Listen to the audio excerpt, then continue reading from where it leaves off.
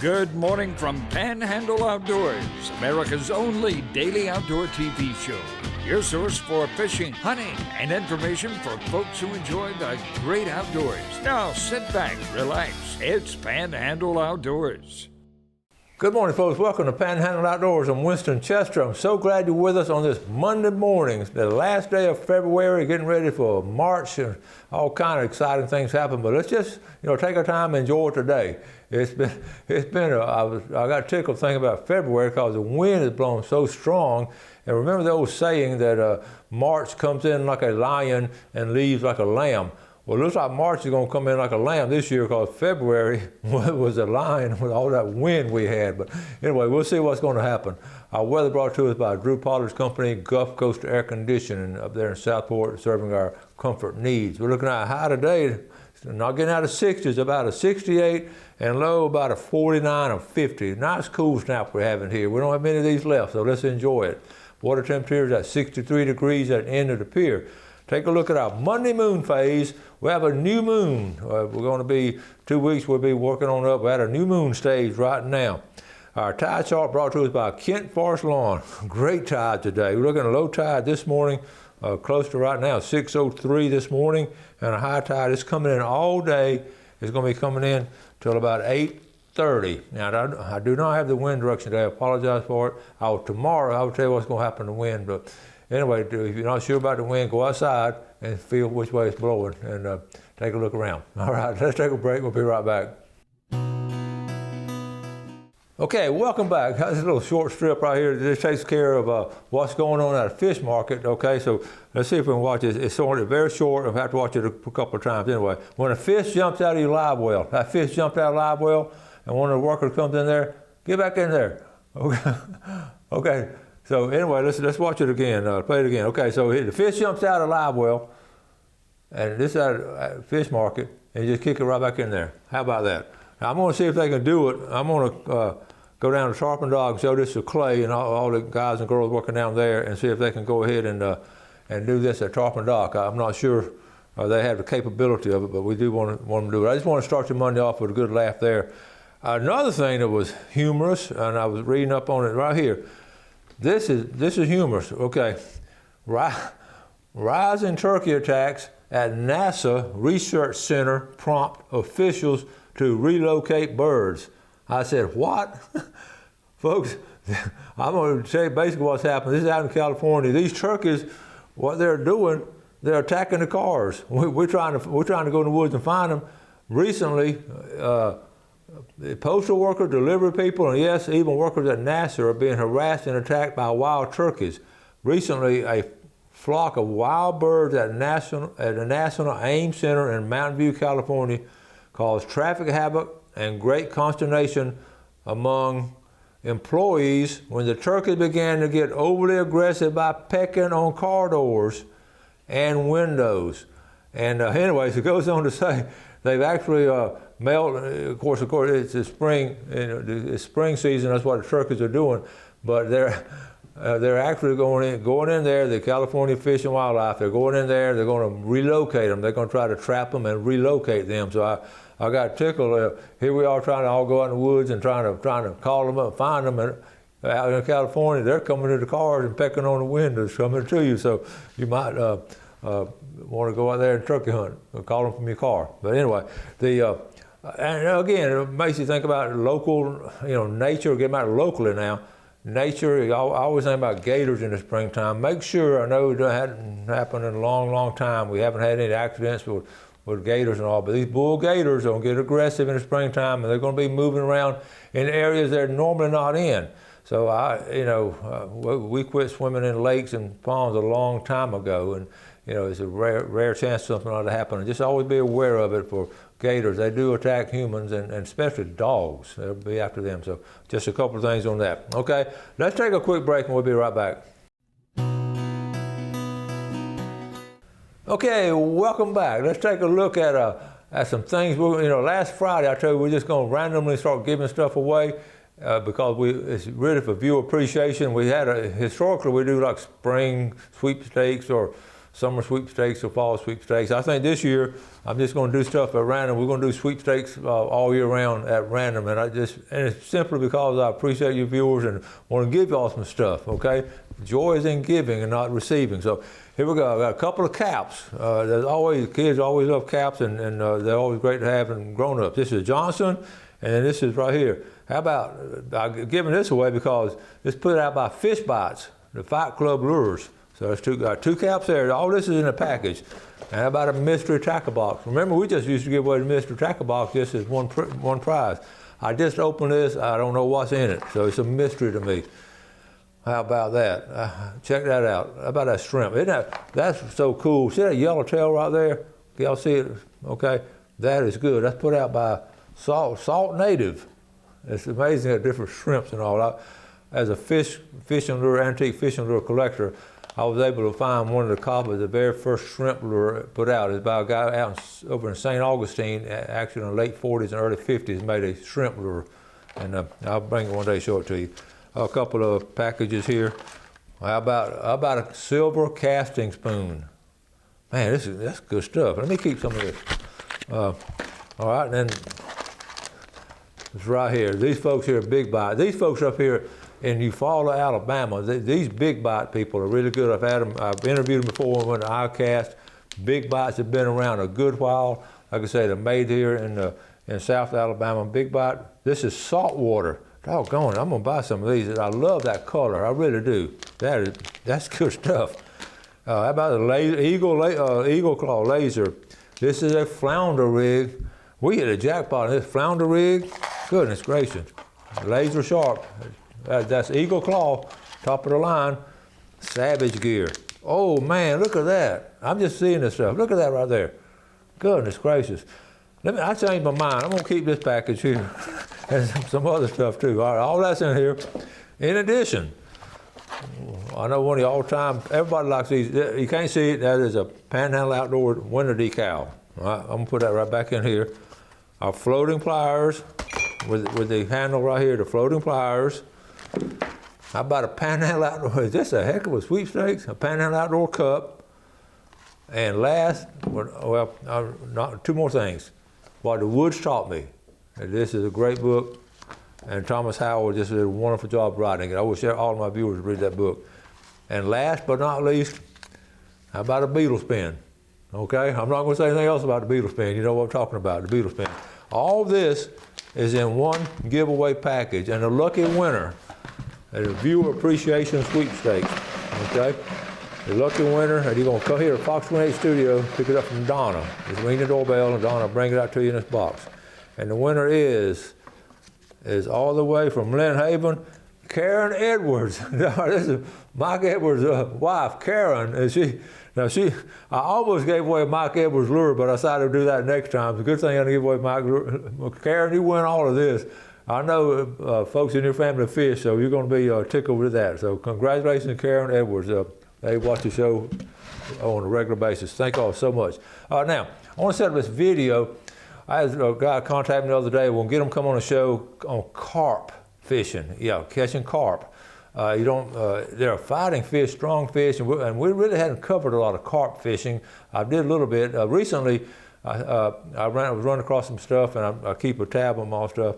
I have a video I want to show you. This is a while back, okay? This is where they releasing 10,000 grass carp.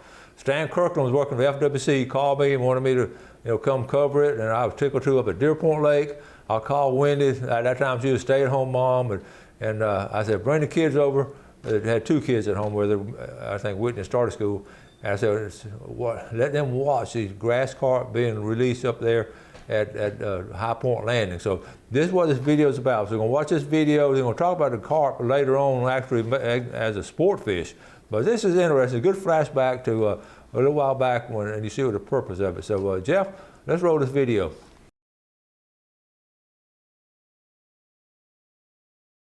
Hi folks, I'm out here on Deer Point Lake. It's a beautiful Friday morning. I'm here with biologist Fred Cross. Fred's been on our show before. Yes, I have. We've been glad to have you. Now, what are we up to this morning? Well, this morning we're putting grass carp in Deer Point Lake to help control some of the problem plants. Okay, well, you got some of the plants right there, right? Yeah, This plant right here is Eurasian water milfoil, and it's an exotic plant that came into the lake back in the late 70s. And we've been stocking grass carp ever since then, occasionally, to treat the plant when it gets real bad. And that's why they're going to.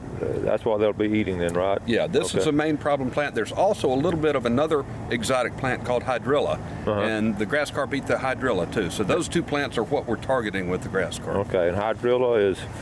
Well, now what is that right there? Now this is another plant that grows in the lake. It's a native plant, lemon bacopa, and there can get quite a bit of this plant in the lake, but the grass carp don't eat this plant. This plant is, we use drawdowns to control this plant. Okay. So you're like a combined effort to control it. Exactly. It's a combined attack to keep the lake in check. Now, how many are we going to release this morning? We're going to put 10,000 grass carp in Deer Point this morning. And where are they coming from? They're coming from a private hatchery. We contract with a private hatchery in Arkansas. So these fish drove overnight all the way from Arkansas down here. And they're en route right now. So exactly. They're almost here. All right. We'll get ready for it then. We're also going to be stocking fish in Martin Lake and in Davis Lake in Lynn Haven this morning too. Oh, so great. We'll transfer a few of the fish from the big truck into the small truck over there and take those fish directly to Martin Lake and to Davis Lake also. Okay, are you going to count them out or are you just going to estimate them? We're going to count them as good as we can. We only need 75 in Martin Lake and we only need 10 or 12 in Davis Lake, so it's not too big a problem out of the 10,000. All right, good deal. All right, here it comes right here.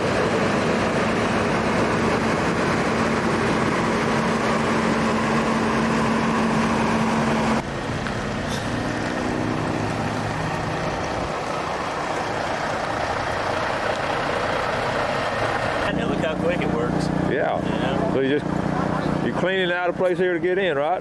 Yeah, I live right down here on the lagoon down there and use it to clean up around my dock. Yeah. You see why we need a carp in here. Yeah. What do you think about that big truck in the water? That's awesome, isn't it? Think it gets stuck?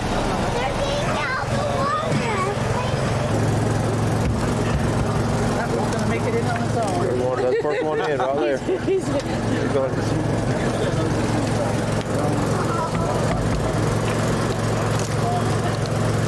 Now, how old is that one?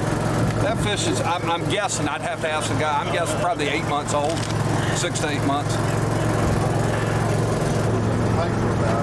That fish getting more pictures than Paris Hilton. I got Mr. King here at the landing now. You said your wife tried cooking one of these? Yeah, she did cook one, put it on the table. I didn't know it. I bit into that thing. You don't ever want to do that.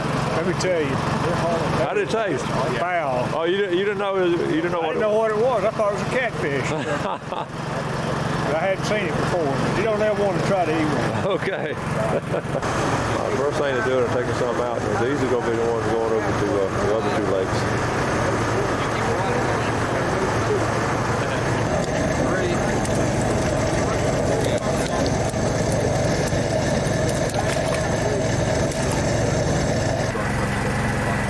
Getting ready now.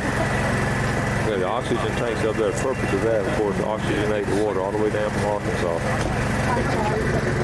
And we have channel 7 and channel 13 here. They don't usually get, they're on the other side of the camera. We should the stars today. I'm not going to say anything about our cameras. That's Robert Cooper with the news channel. Takes a lot of pictures. Just don't dump them on his head. That would be a good picture, right on his head. All right. Now, got a new name, Wild Man Trooper, by the way. Wild Man Trooper.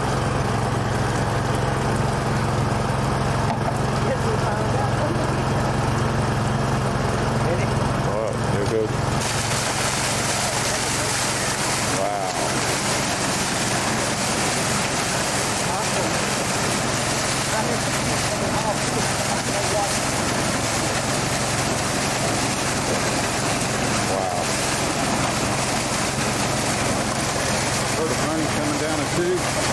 There it is. Fish coming down the drain, understand? And how much they cost? How much they cost to breed? $3.64 a piece, and there's 10,000 carp that are being put in for weed control purposes here in the lake. All right. Yep.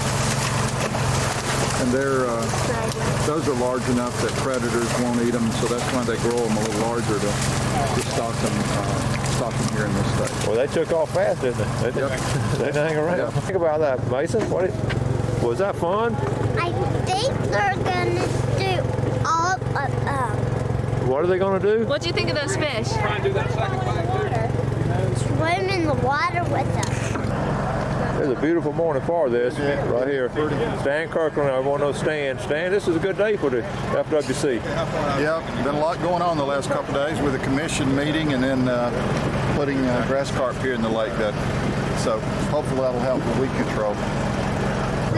Okay, you can see them, right? All right, they're gathering around. I see what we want. All right, see them coming. There they are already. Looks like a school of mullet, don't it? They're all so big. Is that cool? They're going under the dock. They're trying to find a new home. Come here. Oh, here they are again now. We're only getting toward the end of the dock. Yeah, they're sort of schooling up. There they are. If you can see those right there, that's about 200 or 300 right there. I don't know if you can see them. Look at them.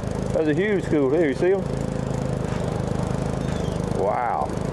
Now they're having it's going to be their buffet because there's a lot of grass. I think they're already headed toward the grass. They are exploring. I'm at the end of the dock and they are exploring. Ooh, oh, look at the top water over there. What is that? I think someone's chasing one of them. They're coming out right here into the pipe.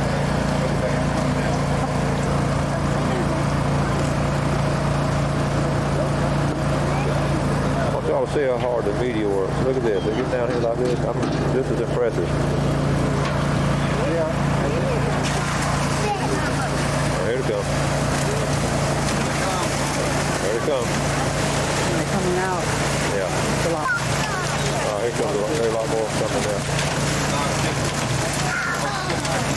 There they go. Man, how long will these carp live? Oh, they'll live more than 10 years, but their effective life, in other words, when they will eat the maximum amount of vegetation is only 4 to 5, 6 years, something like that, and then they're gone essentially out of the system. They get older, they don't eat as much, and so that's why you have to stop. Man, you said you had a picture one in your office? Yeah, it was 44 pounds, the largest one that I've seen. There may have been larger ones that come out of the lake, but now that was prior to the time that it was illegal to remove them. Now it's illegal to remove them from the lake. Okay. But at that time, if you wanted to keep one of them, I can't imagine why you'd want to keep one of them. You know. Hey, where did you get up in Bear Creek? Yeah, a guy caught it actually on a brown buster, and it took him like 2 or 3 hours to catch it. But it was 44 pounds. It came by the office, and we made his picture. I'm not sure what he did with it, but... All right. All right, now they moved the truck down here by Deer Point Dam, and they're going to release the rest of them down here. And you can see it's just a great day for Deer Point Lake. Reporting for Panhandle Outdoors, I'm Winston Chester on beautiful Deer Point Lake.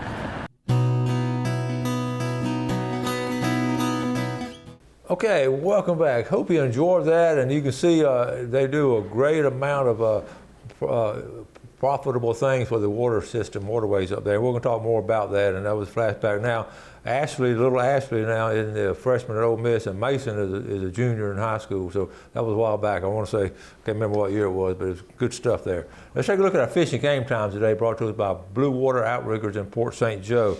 Looking at 2:33 to 4:33 this afternoon, 2:57 to 4:57. And I did want to, I got tickled again during the video. I was looking at some of this tackle and all that. This is good stuff to have in your tackle box, but I do want to mention that the Mr. Tackle Box you see right there, you can, when they came out with it, you subscribe and they'll send you 1 box a month for a year. You're not getting a magazine once. I just thought it was a cool idea. And so that's where these are coming from. They send them to the house, and I bring them down here and give them away. But it really is a mystery as to what you get. Again, I want to go over, that shrimp right there. If you can see it better right there, the yellowtail, that's a good shrimp. And again, this silver spoon, and over the years, a gold spoon and silver spoon just been really strong, and I would recommend that for a tackle box. And the Savage gear, this bait fish here, that is great. I mean, if you're really serious about catching fish and all, your tackle box has to have a little bit of everything in it. And of course, you pull out a tray, and of course, I know you're the same way. If you have it set up, set up a section here for surf fishing, a section here for fishing the jetties, and you just have different sections. But a lot of, and then of course fishing the flats and all, and a lot of that stuff can be carried over, but you sort of really want to work on an area, and if you really start catching fish there, start documenting it, and documenting what you're catching them on, and say, and what the tide is doing, what the sun is doing. All these things are so important for fishing. We're getting ready for spring fishing, and it's got all kind of things going to be happening. So anyway, we're going to be giving more stuff away. I think next time I'm going to open Mr. Tackle Box at the house. Just kidding, I'm not going to do that. And so anyway, Karen, you win and all. Got all kinds of stuff coming up this weekend. It's a plethora of outdoor activities, and we'll talk about it more tomorrow. But man, all kinds of things are happening, all kinds of good things happening. As far as the biggest thing is trying to decide which ones you want to go to and enjoy the outdoors yourself. Speaking of, always enjoy the outdoors. Do something good with fellow man. Have a great day today, and God bless.